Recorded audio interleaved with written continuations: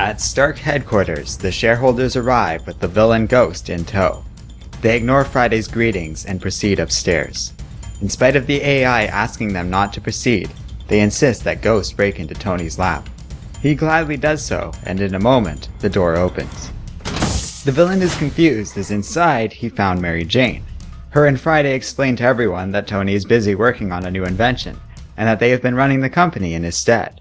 They ask if there is anything else they can do for the shareholders, other than informing Tony that they just hired a felon to break into his lab.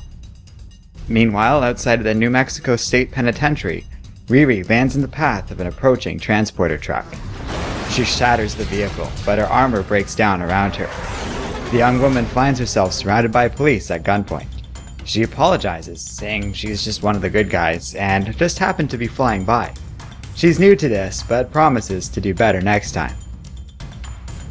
In Japan, Tomo's gang has spotted the Avengers all around Osaka. They are looking for Stark. Tomo is rueful of this, commenting that thanks to that damn Madame mask, they just lost their most valuable asset, anonymity. They can't run and hide without damaging their reputation, and while Tomo can easily handle somebody like War Machine, Thor is an entirely different story. Meanwhile, Tony spots the Vision flying around. Frustrated, he goes to meet with Rhodey. Tony insists that they're wasting their time here and that he doesn't need rescuing, nor did he want the Avengers called in. He then notices that he's not really talking to his friend and insists that Miss Marvel reveal herself. The young shapeshifter obliges, but apologizes. She calls in and says she has Stark. In no time at all, the biohack ninjas are taken down, but Tony remains annoyed at all of this. He was so close to figuring out just how far this gang's reach was, and though the Avengers were able to capture Zhang, Tomo's right-hand woman, they didn't get Tomo herself. Tony uses his disguise to talk to Zhang and find out Tomo's location, but it's no good. The woman reveals that Tomo gave everyone up and has gone into hiding. She could be anywhere. But there's more to her than she leads on. So much more. When she comes back, it will be the end of them all. On the helicarrier, Tony still remains bothered by all of this. He still has no idea what Madame Mask stole from him.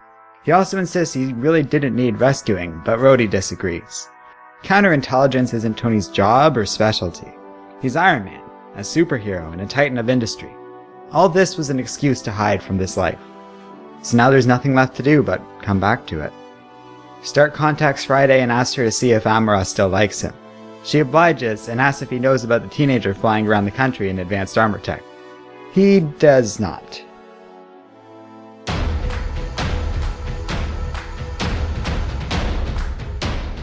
Hello and welcome to Comic Island.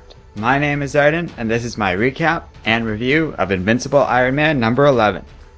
So this issue was kind of disappointing. After spending so much time building up to so little, I really feel mostly let down by this comic. It's not terrible, as in there aren't any scenes I didn't enjoy thanks to Bendis' usual snappy dialogue. I'm just frustrated with how little we got out of this.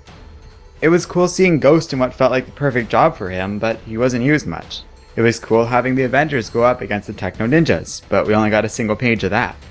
It was neat seeing Riri in action after the slow introduction of her, but again, she hardly did anything.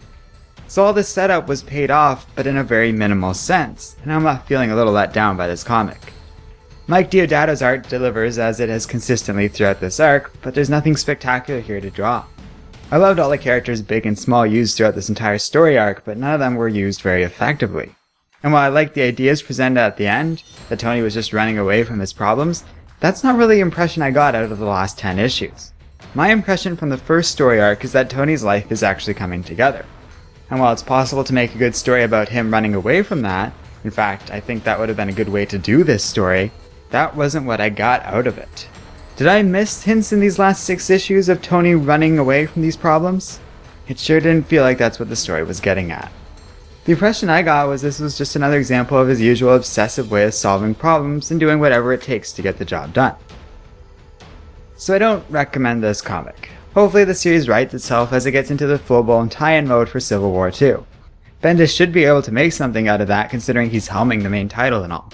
In fact, that's what I want to believe is going on here. That these comics have been less than stellar because he was focused on writing Civil War 2 when he wrote these comics. If that's the case, that's okay I guess, but it would have been a lot better just to involve a guest writer or something if so. because the energy of Invincible Iron Man's first 5 issues is all but evaporated in these last 6 comics. Oh well, thanks for watching the video just the same. Let me know what you think in the comments section below, and don't forget to like, subscribe, and keep reading comics.